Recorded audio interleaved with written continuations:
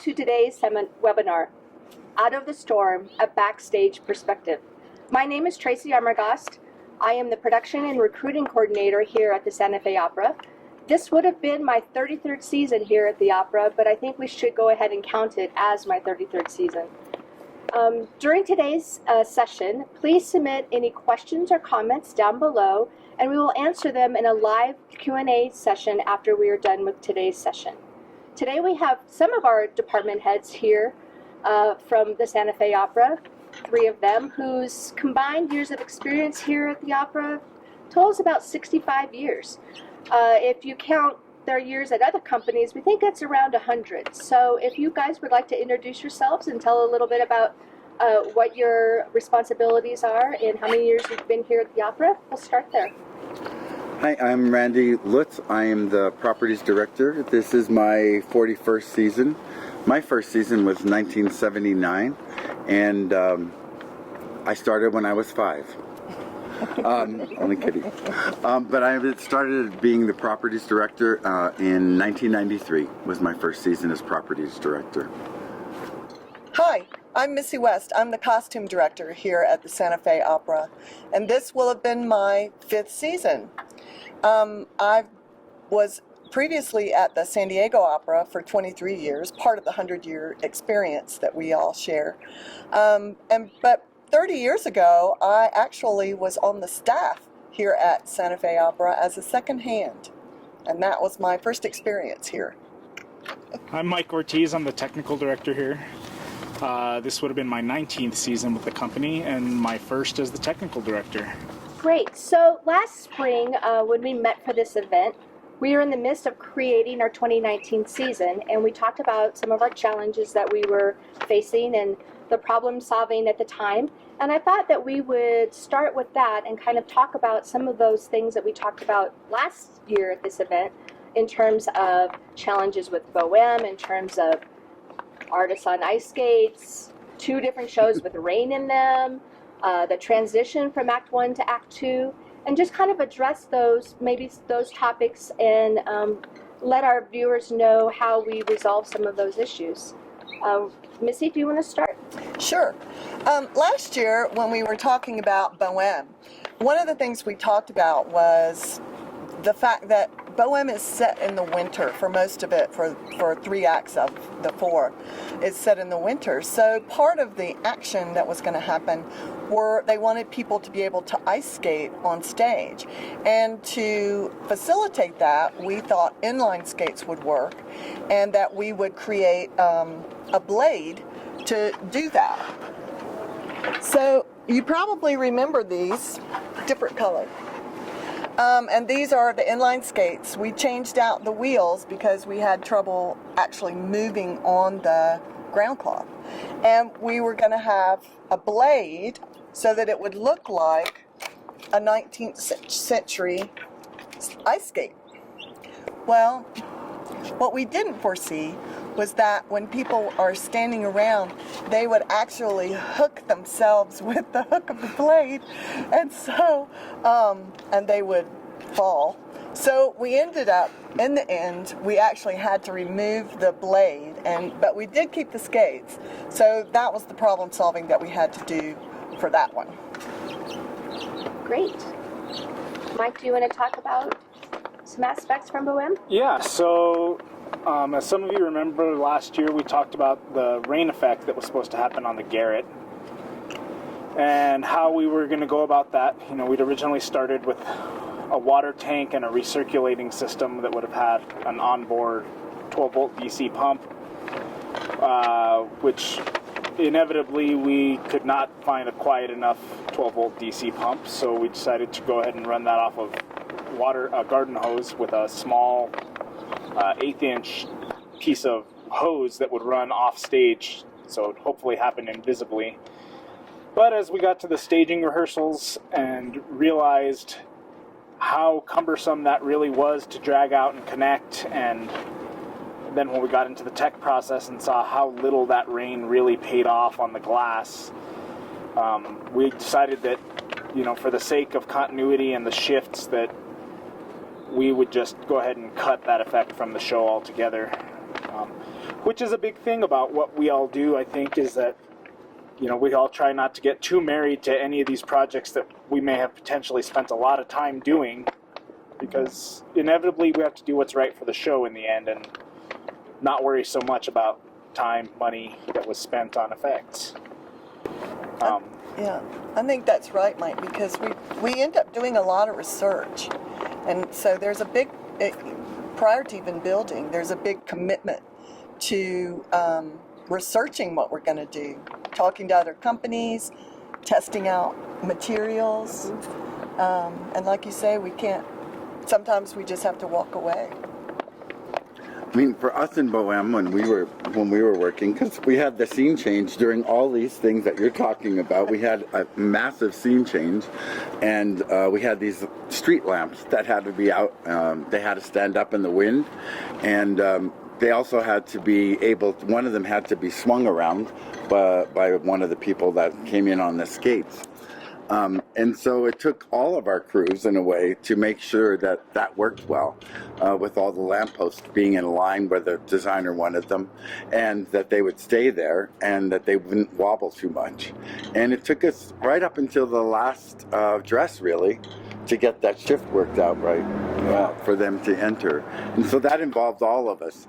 And the wind and weather was a big factor for those lampposts, because they were so tall. So if we would have gotten a high wind, somebody had to be with it the whole time, and they had to be bolted to the ground. And so that was we were working with the wind many nights, actually, and getting them in place. And it took all of our crews to get that to work. We had about 24 crew members in costume, because they had to be on stage for all of those things. Right. Not only for prevention, but for, moving. Well, and this whole shift was a process that started pretty early in the spring. Really early. I would say about mid-March we got a scene by scene from the director and designer. And, the first step to that was us looking at, okay, well, where are each of these pieces? How many of them have to move simultaneously? And how many of each of these pieces, how many crew do each of these pieces take to move? And not only, and like Randy and Missy mentioned, it was an all hands on deck thing. There were stage crew members, there was props run crew members, there was dressers. And then we also had to figure out, well, how many of these crew members that are on stage can be seen? Do they need a costume? Which ultimately was all of them. I think there were 4 people who did not have to be in a costume, who were in their stage blacks. Right. I mean, But that we never saw, but that adds to the 24 who were actually on stage. I mean, I want to say there was like almost 50 technical people who were on stage for that shift.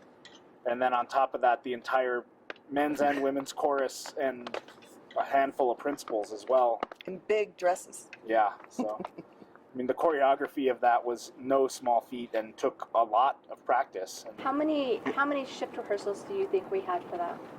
I want to say we had 3 shift rehearsals, not to mention we had Just with the crew, correct? just with the crew, and then I think we called the full crew to staging one day Yep. to rehearse that shift. And then we did that shift quite often too, like during a run through, and the run through, and of course the dresses, Well, and Yes. especially the first dress. Yeah. and that shift never felt like we did it with the same group of people every night. And why is that? Well, part of it was people getting sick. I think it's one of the things that we often have to think about is, well, what happens when somebody goes out to dinner and they eat something that doesn't sit well with them and they can't be on stage? Or what happens when somebody twists an ankle during an afternoon changeover and we have to fill in for them at night? Which I think ends up being a big collaboration, particularly with us and Missy, is, okay, well, who are the other crew members that fit into that set of clothes? Or do we have backup sets of clothes for other people to be able to step in? Because we had to costume you. Yeah. We had to costume lots of people who normally aren't even on the stage, Right, just because they were going to be substitutes. The scene shop apprentices both got fit for costumes. Yeah, everybody. We could have costumed the audience. But I think it's a big testament to, our crews and the people who lead them, that we're able to substitute people in and out like that and still manage to pull off such a complicated shift with relative accuracy. Yeah. Yeah. It ended up being a beautiful shift It was. visually with the lighting and the costumes and the way it was staged. I think if I remember correctly, the first ship rehearsal that we did actually, the crew did really well the first time. There's probably video of me screaming and jumping up and down because it was pretty amazing that first time around. Yeah. That they were actually going to be able to achieve it, because you don't know until you run it. You know, we can do the plan that the scene shop came up with. Mike and his team literally looked like a football play-by-play, Yeah. and it filled the entire dry erase board in the design suite. So we had a pretty good plan going in. And we also had a really, the crew was really great, and they were really up for it, and wanted to achieve what the vision was, and so I think it turned out really well. Well, and it's funny you mentioned that, because it went so well in that first shift rehearsal, and then we got to that day of staging and threw 40 more people in the way, Right, and suddenly it was That like, changed. oh man, we really need to change the way this works. right, and you always have to make adjustments like that, because when you start adding the artists in their costumes, artists on skates, that type of thing. What doors are they coming in and out? Because people were coming in and out of those units as they were moving.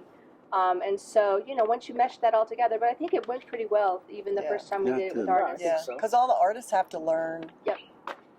what piece of set is coming at them Right, or leaving behind them. right, And then just the regular blocking rehearsals, they just were blocking. We weren't doing the shifts. So it was a huge learning curve for everybody, and it really came off well. yeah, beautiful. We even changed out the lighting. I mean, the practical lights. We put practical lights inside the garret for Act 2 for the Cafe Muma. And that was part of the shift, part is of the actually hanging the lights. Oh, right. And Yeah, then it that's turned okay. around and you could Randy's see crew them. were dressed mainly as waiters, right? Right. Just ready up the buffet. Yeah. And so they were changing all that stuff around, and hopefully most of you saw what we're talking about. I think we're going to show a little clip of it.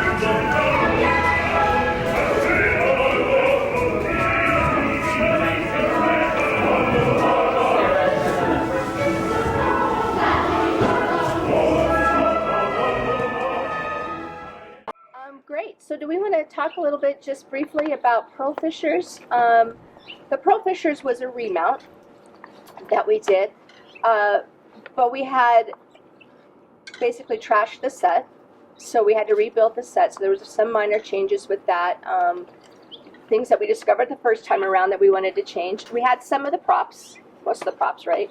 We had, Costumes, we had the costumes. We had to make some adjustments because of Size size Yeah. of the artists and wear and tear. and wear and tear and so forth. But do you want to talk a little bit, Mike, about the changes about the changes you guys ended up doing the second time around for pearl fishers? Yeah. So like Tracy mentioned, it was a remount, which is really, we were talking the other day about how remount doesn't necessarily mean pull it out of the truck and put it back on stage. And like Tracy mentioned, in this case, we did throw it away. So it was a complete rebuild, which sounds easy. You say, oh, well, there's a set of plans, we pull them out, we just put it back together.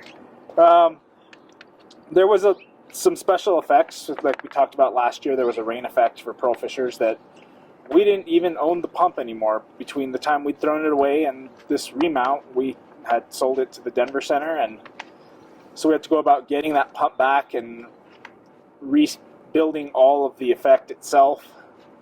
And then, there's always the lovely things that you discover when you ship something and the shipping company doesn't handle the freight quite well, and then you're stuck rebuilding parts and pieces. So that was a big change. And then we also had some intermission shifts the first time around that were a little harder to accomplish, so we did some work to redesign and re-engineer the way certain things worked to make it easier to accomplish those shifts. Which, we're always concerned about numbers and making sure people are getting nights off, so being able to reduce the crew size needed to accomplish what was a pretty significant intermission shift, would you say, Randy? Yeah, that was a That's huge shift. And weather had a lot to do with that show. Because the rain effect, somebody had to say whether we could do the rain effect, because the wind, if it was going downstage, would blow it right into the pit. And so there was always somebody that would make a call on whether we were going to do the full rain effect. That was usually the TD on duty that Yeah, night that would make that that's right. decision. I mean, there was nights during dress that the wind was blowing that rain into the first 5-6 rows of the audience. Well, it also blew it into the wing. And Yeah, that's true, too. People who were standing in the wing preparing to come onto stage, but were getting drenched by the rain, and they weren't even on the stage yet. And then areas that were supposed to get wet didn't, because the wind blew so hard. No rain fell on those spots. So it was pretty entertaining, actually, backstage. Everybody, Yeah, trying to get out of the way. I mean, we're always planning for natural weather and dealing with the actual rain falling from the sky, and then we introduced an artificial weather system. For us, the bigger issue was the wind, because we had one costume that had to be completely engineered to not move in the wind, no matter how strong the wind was. And those of you that saw it will know exactly which costume I'm talking about. But that had to be rebuilt because the original one didn't fit the new artist. So we actually had that built by the same draper who had built the first one, engineered it, and it's an cage underneath that's built, and there's steel in there, but you can't make it too heavy. And that dress did not move. It was beautiful. And Randy, that also affected Randy's crew because this particular character arrived in a boat, which was carried by 4 stagehands, Right. correct? Yep, And so that's an added weight. it was added Not weight. her. She was pretty. Yeah. She was not heavy. But Right. with the costume, which weighed probably, what do you think? Oh, it weighs a lot. Yeah. It probably weighed 30 Yeah. to 40 pounds. Right. It made a difference when she was Not like in dress rehearsal. Yeah, Right. and she had to sit down in it. Yeah, That was she the had other to sit. thing. Right. She was had to sit in the boat. the boat had to be designed to accommodate We that. rebuilt that her- part. her Yeah, And her dress, right? Yeah. we had to put a step in for her, and the wind also was a factor in how strong it was blowing against her from the back. So she had to be able to grab something if it got really windy.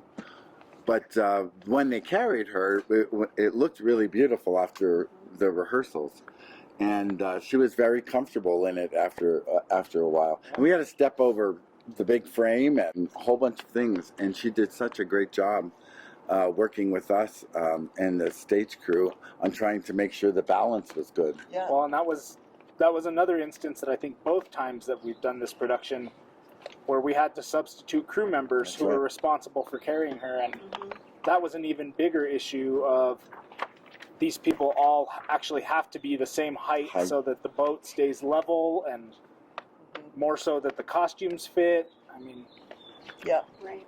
There was a concern if rain got on the actual deck, like the real rain, because that would make it slippery. yeah. But luckily, that never really happened. Yeah. So That speaking, time. we've been talking a lot about the weather, right? So that is a factor that we need to deal with all the time here, right? 40-mile-an-hour wind gusts, rain, lightning, all those kinds of things. So talk to me a little bit about the weather, how it affects decisions on things in terms of designing scenery, structurally, what we send out this information to the scenic designers, right? And hopefully they come in and experience a performance or two prior to their engagement here, right? But my Where there's team- never weather. where there's never, Where there's sometimes- never There's never- those nights, It's a beautiful yeah, night. Yeah, those nights we kind of hope that there's going to be weather, so they know that we're telling the truth about these 40-mile-an-hour wind gusts and rain that's horizontal, That's and just the our lightning that little strikes joke. right out behind the theater, right?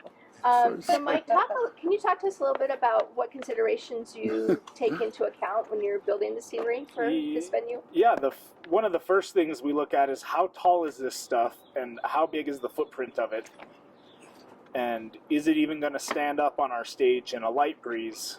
I mean, you build a 16-foot tall wall that's 16 foot wide and only has, a 4-foot footprint on it. The wind is going to catch that and try and blow it across. Down the rake It's going to make it all the way to Los Alamos Right. before Yeah, it lands. Right. into the orchestra pit. So we frequently talk about, well, how heavy does it have to be at the bottom to keep it upright? Do we need to look at redesigning things so that they have a bigger footprint, or designing a carry wagon that can hide behind it so that we have more foot for that? And that also affects it. You also make those decisions for when we're doing changeovers, right? Absolutely. To make it safe for the crew to be able to move those chunks of scenery, so to speak. Right. Well, and, for those of us who have been here for a while, they would realize that usually changeover in the afternoon is happening in the middle of a giant monsoon, and it's blowing and raining, and So, Randy, you talked a little bit about the wind with the scenery. What do you do for your department in terms of wind? In terms of Wind is a huge consideration for us, and part of my planning and budgeting is for wind. If there's curtains, drapes, big pieces of fabric are somewhat of a nightmare in the wind, especially if the artist has to operate them. And so a lot of time and money goes into designing how to make it work and make it work well for the artist. We had a little nightmare in Yennefer about the cardboard, which was a tough thing, but it worked out really well in the end. But it took us, I think, three different versions of making that cardboard, which was to cover the windows, make it work, because it had cues that had to happen in the music. And so it was quite the challenge, actually, the rigging. And it took 3 people, really, probably 4 days to figure out exactly how to make it released right at the right time, how to hold it there through half of the opera. right. And so a lot of time and consideration went into that. well, and on top of that, we had the windows that were hiding behind that cardboard that had to blow in the storm, That's right. which sounds easy until you realize you don't want them to blow when there's an actual storm Yeah, going on. exactly. Which reminds me of in the letter. So, opening of the letter, there was curtains that they wanted to blow, right? Yep. So we had fans that would do that musically, correct? Right. Correct. And there was a few nights that we didn't need to use those fans, right? Yeah. Because Mother Nature helped us. The other thing is Mother Nature took them the wrong way some nights. Right. And they would blow all the way off stage. And then they wanted the cue, because it was a beautiful lighting cue as well as scenic cue. But we had to put cords on the bottom so that they would sort of come on stage a little bit because they would blow completely off stage. But it was a beautiful moment. I mean, most of the time they would blow on stage. Right. But that was a very interesting. Well, and you think, well, just put weights in the bottom of them. So, what do you say to that? You can't do that. You can't put like weights in things because they could flop up and hit the singer. And I've seen that happen. And noise. And possibly, noise, right? and noise, especially for opera. I mean, that is one of the things that makes it hard. Everyone thinks it's easy to weight it. You can't really, because it'll pound, it'll make noise against the scenery. Sometimes it drags so loudly that, you know, the conductor's like ready to stop. Right, because of the noise. Because of the noise. But the letter's an interesting piece because it was the one time that I can remember that we had to close all the doors because the ground cloth was rising. It rose up 18 inches off the ground. And the table was lifting, the dining table at the very last moment of the opera. The table was lifting on the ground cloth. Everything blew off the table. Some of it went to the pit. And they realized that the knife that was for the last scene, for her suicide, was actually starting to roll off the table, and she needed it for the last moment. And the singers there really saved the day because they started to push the chairs in and around the table, and we couldn't do anything. That had a tablecloth on it, right? It had a tablecloth. That went away. Yep. The tablecloth started to go away.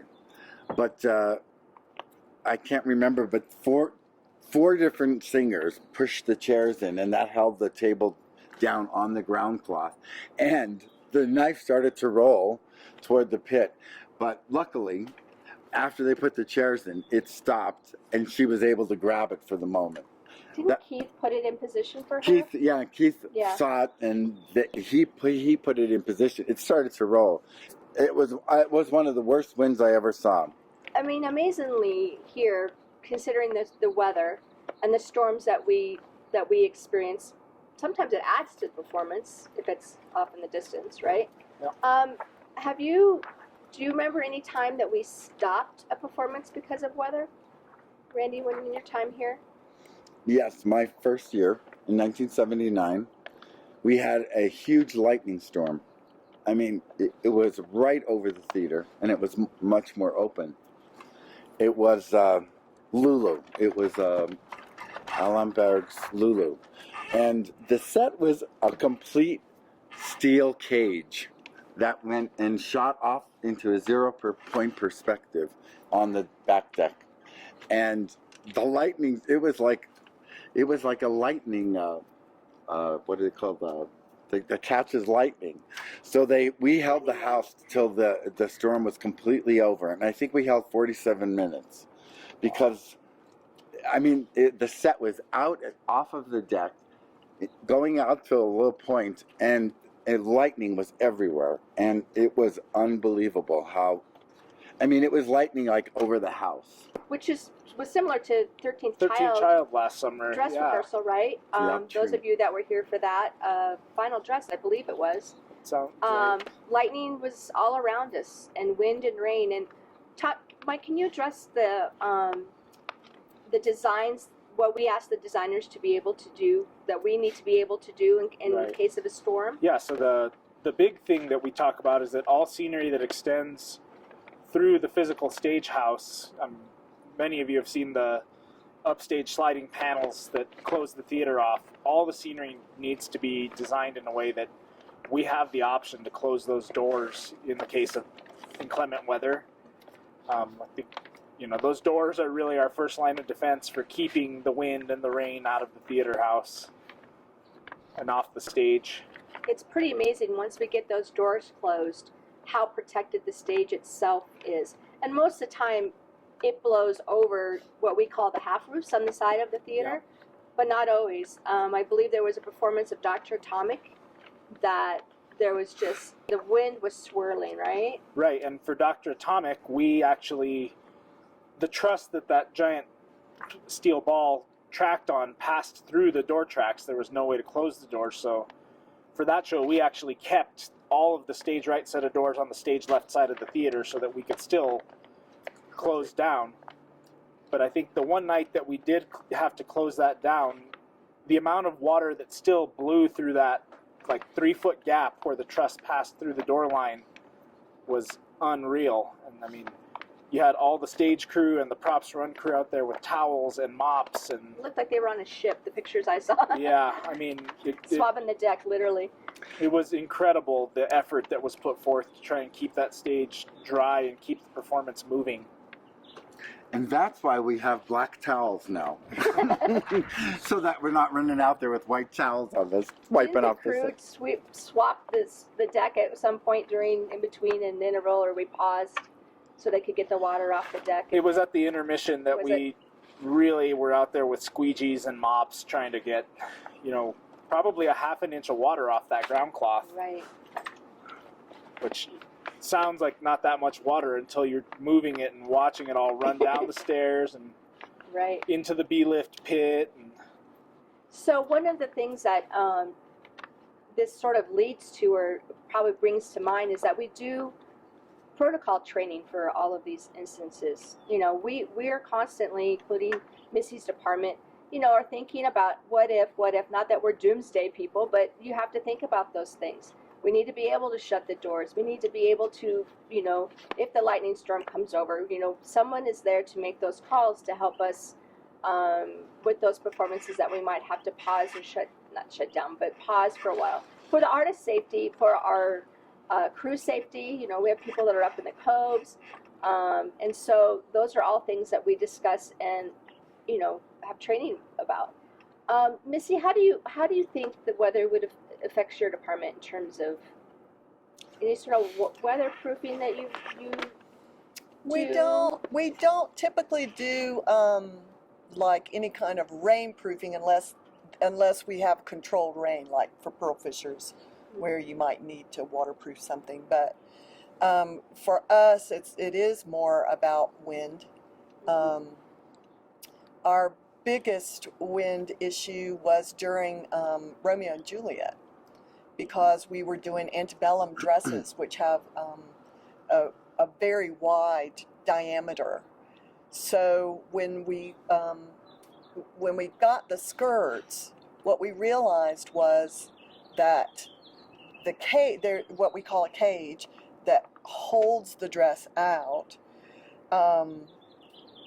not only as a person walked, but if there was any wind, it would blow it like a bell. It would just start like swinging. And there were, I don't know, about 16 16 women, 16 and 18 counting principals, who were in dresses of that scale. So what we ended up having to do is, in the cage itself, which is primarily was lightweight, it was horsehair, and it was made of like a PVC tubing to hold, so it would hold a rigid shape, but just wasn't heavy enough. So we ended up putting spring steel into the actual cages, about 3 rows of it down low, and like Randy was pointing out about, you can't have things clunking on the stage.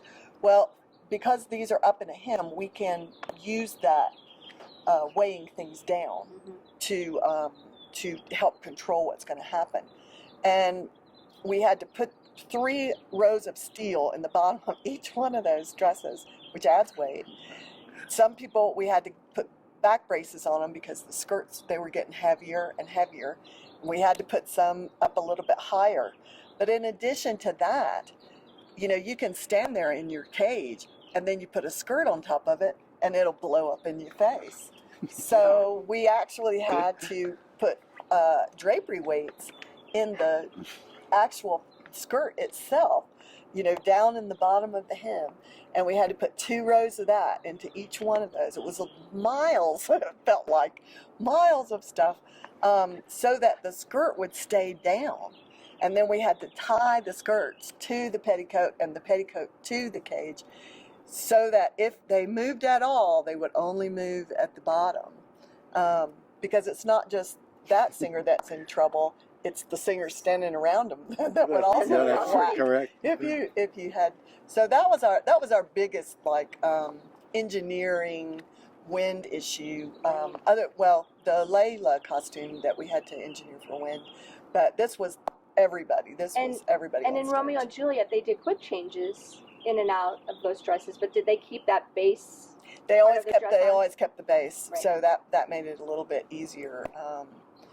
The only real we didn't really have a mishap that happened because I think we got the engineering down really well, which is why in costuming we say that we build costumes, we don't just sew them. But yeah, weather is always a concern. We do. There are typically in every show a few garments that we have to address that and tell the designer ahead of time. You know, I know that you want this diaphanous thing to happen, but you know, you really have to think about that. Right. So heavier fabrics help that, things like that. And Randy, you were telling me earlier about a Salome, production of Salome, where they wanted the wind to be part of They did. design. We Can you talk a little bit about that? It was set in the desert, and so I have to say that it was the most incredible production of Salome. It made me understand what opera was, the whole work.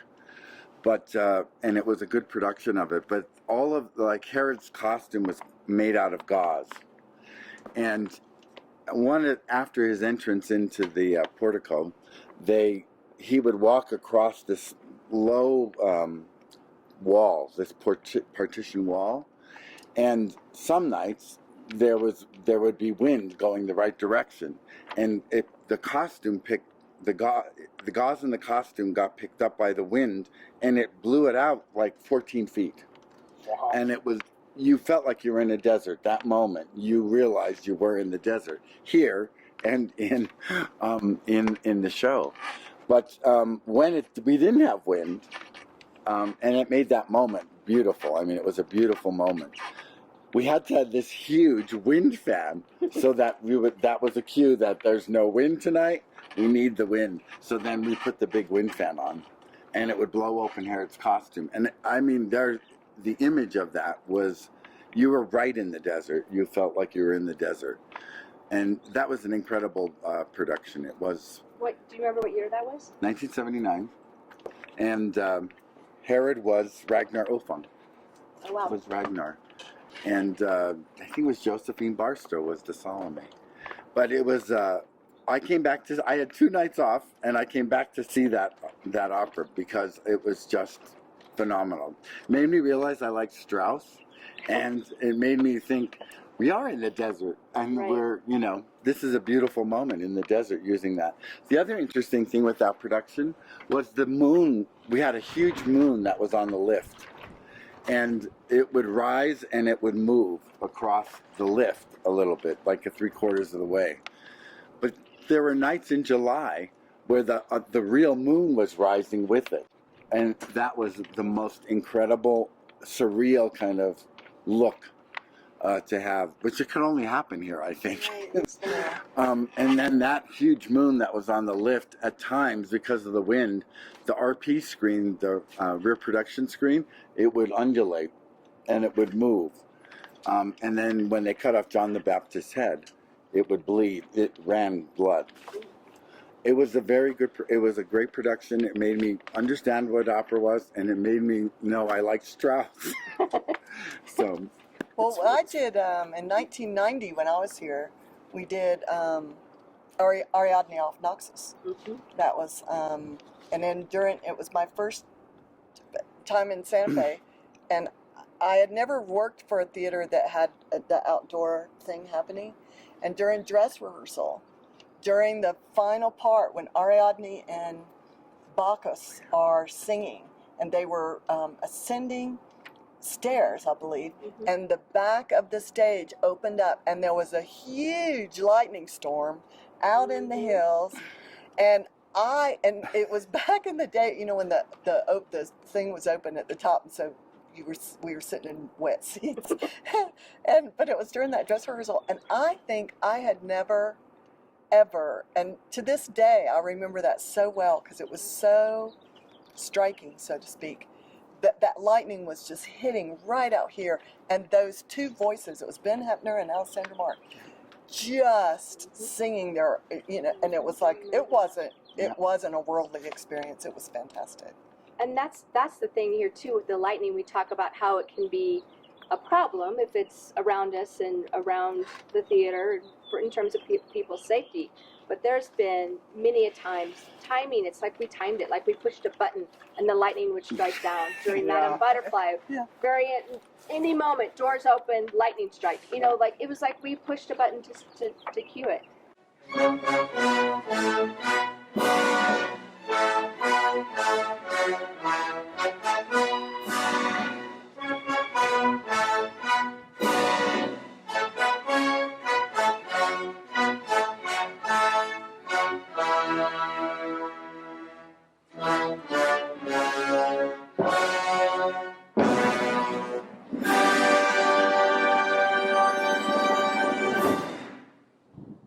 We're very fortunate to have, how this theater intermixes with Mother Nature, I think.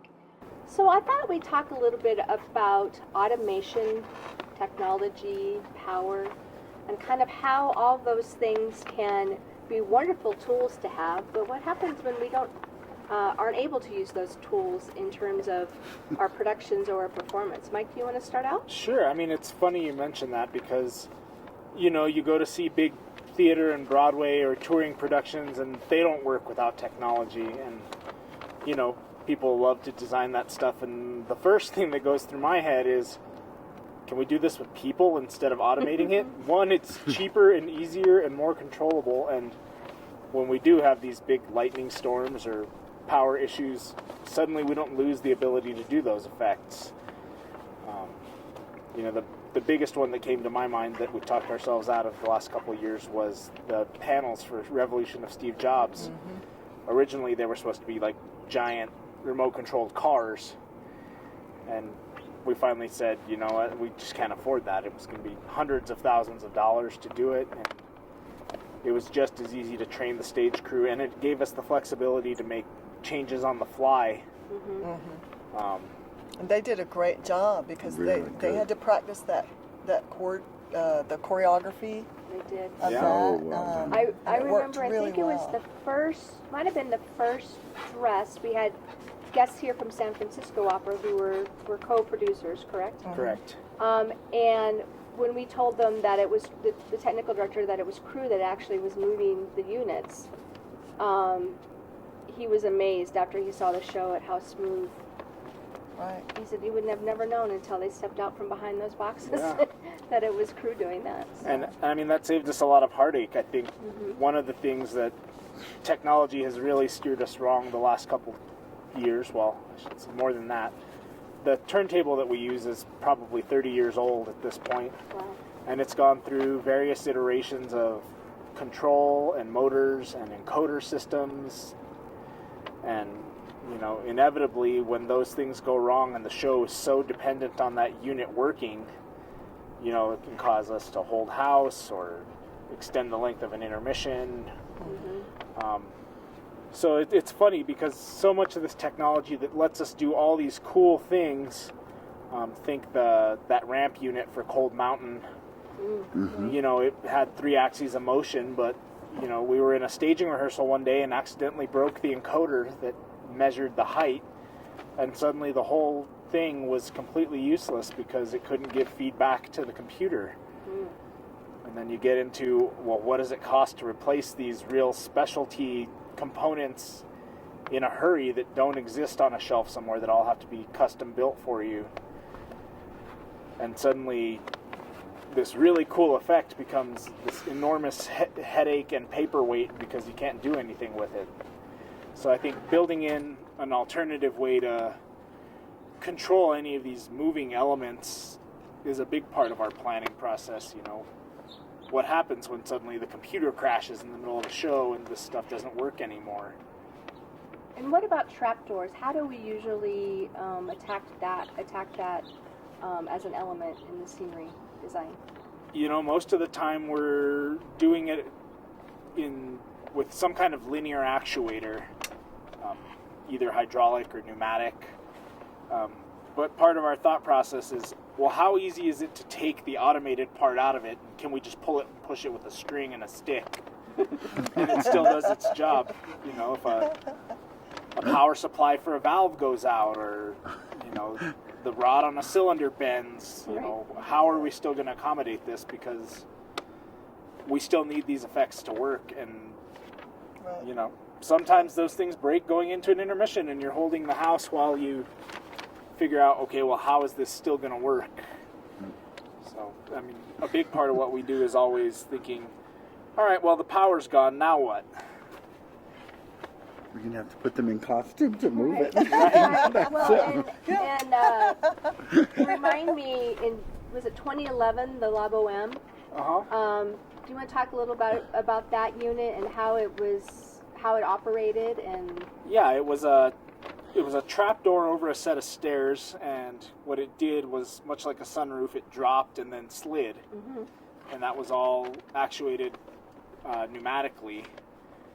And one night the power supply went out, and we didn't have a backup, which now that's also part of the planning, is always have 2 or 3 backup power supplies. Right.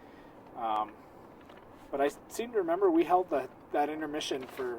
And wasn't it something with the automation for how the Garrett moved also that was... Yeah, I think we lost a 24-volt power supply that supplied both of those units. And that one we could sort of manually do, right, with the crew, but not that one, luckily the valve had a manual operator button that you could push to let the air flow, and that way you could operate it without electricity. Unfortunately, we had buried that valve pretty deep in the deck, so it was another situation where we found the smallest person on the crew and said, you need to crawl down there and push this button, and here's a set of listen-only headset and stand by for the cue. And then, you know, we did have to go back afterwards and on the back end retrofit a counterweight system to help, you know, deal with balancing out the units so that the motor didn't have to work so hard. Because it went up a rake, right? Right, and you know, we've since gotten to a point of installing motors with brakes that have manual overrides that don't need electricity to let go. You know, we like to use the old KISS adage a lot. If we can simplify, Right. Things always are easier to troubleshoot in the heat of a moment. Well, and one thing that is out of our control a lot of times is if we have a power outage, right? Right. Yeah. So that has happened to us several times over the years that I've been here anyway. One that comes to mind that was probably the biggest power outage we had was probably during Eugene Onegin, right? Right. Randy? Do you remember that? And we couldn't move the scenery. We could get it. I think it went down, and we couldn't get it back up. And so we moved everything. The orchestra went up stage, and the singers came and did like a staged concert. We had set a timeline that if the power had to come back on at a certain time. Yeah, that's right. So we did the first part as a concert. And the thing, do you remember what we did for intermission? Then what we got to do for intermission, because we then decided to load in the set, right? Right, and we had. So the audience got to see the orchestra move back to the pit. That's right. Focus happened. Yeah. And we set scenery. Yeah. And it took us about an hour to do that. Yeah, and people waited. Yeah. And people waited. People loved that. Yep, I mean, they did. I spent that first act standing in a men's room with a flashlight. Right. At that time, our generator situation was a little different than it is now, right? That's right. Yeah. And so I think we bought out every lantern. Remember? I think Randy and some other people had to run and go get lanterns for all the restrooms because we had no light in the restrooms. And so that was quite an evening. I think a lot of people really remember that. Yeah. And then there was another time. It was I think it was the B lift malfunctioned. Yep. Opening night of La Belle Helene in 2003. Right. The B lift threw all 3 of its belts. And we were coming up to... explain what the B lift is? So the B lift is the big scenery elevator that's just upstage of the stage proper, and that's how we get all the scenery from the basement to the stage. And you use it for special effects too, for scenery to come up during a performance. Yeah, Right. so what was happening is we had gotten to the first intermission of that show, and we were doing the intermission swap, and the B-lift had gotten about 6 feet above the back deck level, and all 3 belts broke. So the pump was working fine, but we couldn't raise the lift anymore. So if I'm remembering correctly, what we did was we manually bled the lift down to be level with the back deck, That's right. and we finished that intermission shift using a forklift, and we carried scenery up the back road and around and up the stairs onto the stage. Yep. And it was actually surprisingly quick how fast that intermission ended up happening, because I think we took a 25-minute intermission and it turned into like 40 minutes. Which is pretty good. Yeah, and people waited. I mean, People waited. Mhm. They And there was enjoyed it. and there was a moment at the end where the boat was supposed to rise Right, on right. the lift. So Randy, we made remember you had we to- made a bamboo boat and with sheets actually, yeah, and so that moment happened, but somebody carried it on. It was- yeah. Right, and then I was in costume on crew that You were year, on stage crew, right? and we pushed the bed out with Yep. Susan Graham and Bill Burden onto the stage Yep. for the final moment in the show. So, we troubleshooted it, right? We figured out what to do. We had a plan. And things like power, there's not much you can do about that. That's in someone else's wheelhouse, basically. And the B-lift, we were able to get it fixed. That's the thing about here is that parts aren't always readily available at your fingertips. And No. and this would have happened at, 8 o'clock at night. It was probably like Yeah. 9:30. The Right. parts stores had probably all just closed. Right. That's right. You know, That's the right. next morning we went out and bought every belt that was that size that was available in the city, and I think half of them are still down in the pump room That's in okay. case. We have them, right? And we Yeah. know how to take care of it. So I thought we would just talk briefly about some of mishaps and shenanigans. Everyone always kind of wants to know sort of about what happens sort of behind the scenes, especially shenanigans, right? But Randy, do you want to talk a little bit about the story you were telling me about? I think it was the Marriage of Figaro with Sherry Greenwald. Oh yeah. Some little mishap things that happened for that So one performance. it was maybe my second year or third year. It was Marriage of Figaro, and I had actually built that scenery, some of that scenery. And in the bedroom scene in Act 2, she's in the closet, and she had this net apron that went over her skirt. Well, she's in the closet. I'm stage left. It was on stage left with Jim Robinson, who was I think the PA at that time, or ASM, and Sherry's yelling to us out of the closet, I'm stuck in the closet. And she couldn't get out. And she's trying to throw the door open to see the conductor as they're going through the opera. And the conductor doesn't know that she's stuck. In there. So the net skirt, or the net apron, got caught on a hook inside the closet where things were supposed to be hanging. And she couldn't get off it. She couldn't figure out how to get out of it. And so we ended up, she'd throw the door open for the cue, she'd close the door again. And then at one point she said, now we could maybe come in and help. We had to cut open the flat Behind it. and reach in and unhook her off of the hook. Might have been a screw, I can't remember exactly. But she got off and she flew out just in time. Just in time. But we had to cut into the closet wall, which was actually a soft flat.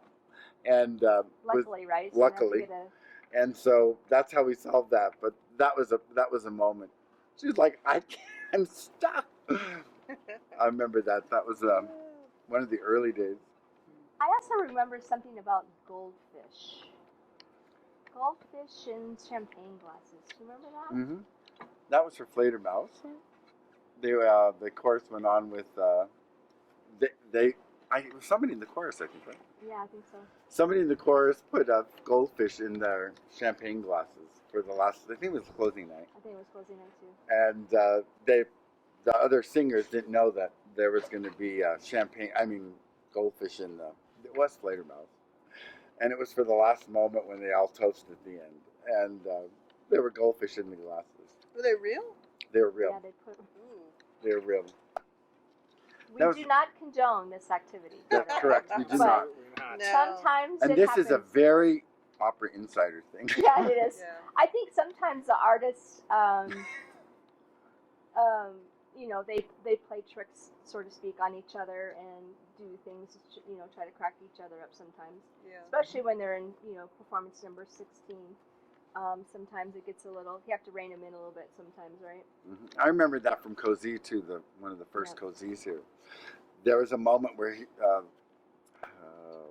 what's his name? Don Alfonso has to open the door upstage, and they would have all kinds of scenes. They'd be like in a different costume, and when he opened the door, that was pretty funny. There was also They that, tried to make him laugh. Is what they Oh, tried to do. right. There was also a cozy where they got changed into the wrong costumes before they went back out on stage. And Randy and I were sitting there. Oh my gosh, I remember. They just did the quick change. It was a dress rehearsal, so it wasn't. Yeah, it was a dress rehearsal. Might have actually been a staging rehearsal during the day. I think it was I don't know, he's in the evening. I Yeah. remember. I mean, that's what rehearsal's for, right? Right. And they came out in the wrong. They were in their morning In the morning. black dresses, and we looked at each other and said, "Wrong dresses." I was like, isn't that the wrong dress? Sure enough, the I mean, director not my department, but director's yelling, "Wrong dresses!" yeah. Missy, do you have any incidences that you? Well, over the years, things have happened, and that you really wonder what was going on. You were talking about people trying to get each other to laugh, or you know, sort of playing around, but it has happened that people have deliberately done things to their costumes because they're unhappy or whatever. Oh, And goodness. sometimes you'll have somebody, you know, come Not out here, of course. and oh, it's never happened on my watch. But like, you know, cut ear holes into a hood or something that they're supposed to be wearing, and you're like, what? And or costume malfunctions, where it's happened that, you know, in 18th century corsets, which hold you really, really tight and close, if you don't have them on tight enough and the person in it shifts, Uh-oh. you might have an embarrassing moment. You know, fortunately, it was a dress rehearsal and not a performance. But things like that happen, you know, and that's part of the real fun. I think it's part of what draws people to theater, because it's live situations that happen. It keeps you on your toes. If you're a person that really likes problem solving, it's the perfect place to be, because you're trying to rebuild a piece of scenery and you've only got a few more hours to do it. You're trying to hold down pieces of scenery because the monsoon and a hurricane are coming through. That's right. And you have to think on your feet. And I think that here at Santa Fe, those kinds of things, and because we are the kind of departments that we are, it really makes being here such a great experience. Right. You know, because when you solve it, Right. it makes you so happy that you were able to pull that off, and hopefully the audience didn't notice. And yeah, most of the times, the audience doesn't realize it. A lot of it, yeah. Sometimes the stage managers don't realize it. Yeah, that's true. No, we always let the stage managers know if there's something going down. Oh, Don't yeah. take that wrong. Because there's stuff that's going on backstage Right. that you don't know about, like, you know, something ripping, and so they're Right. having to like stitch it up or pin it up. Right. That and in order for them to make, and stage management may not know about it, or Right away, you know, right. props wouldn't know about it Right. until you look out and you see a line of safety pins around the bottom Right. of somebody's dress. Right. But that's part of it's why we have dressers, why we have crew, Right. because they have to think on their feet. Yeah. Well, thank you so much for joining us today and giving us a little bit of the backstage perspective at our wonderful venue. And please stay online. We will be having a live question and answer session immediately following this session. So thank you.